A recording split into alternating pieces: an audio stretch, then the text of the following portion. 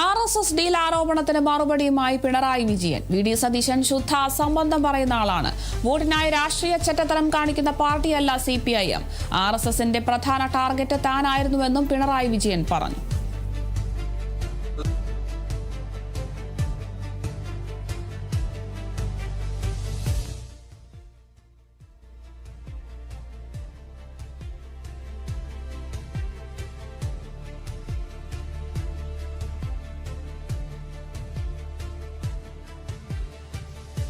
RSS deal ആരോപണത്തിന് മറുപടി നൽകിയിരിക്കുകയാണ് ഇപ്പോൾ പിണറായി വിജയൻ. മാധ്യമങ്ങൾക്ക് മുന്നിലാണ് അദ്ദേഹം ഇത്തരത്തിലുള്ള മറുപടി നൽകിയത്.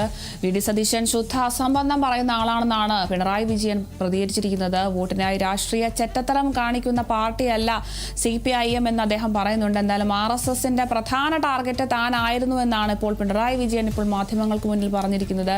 എന്തായാലും വി.ഡി. സതീശന് ഇപ്പോൾ പ്രതികരണം നൽകിയിരിക്കുകയാണ് പിണറായി വിജയൻ.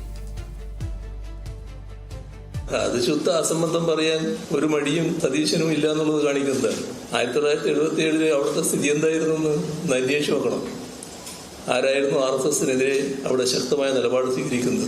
ആ കാലത്താണല്ലോ ഇവരുടെ പ്രസിഡന്റ് പിന്നീട് പറഞ്ഞത് വെളിപ്പെടുത്തിയത്.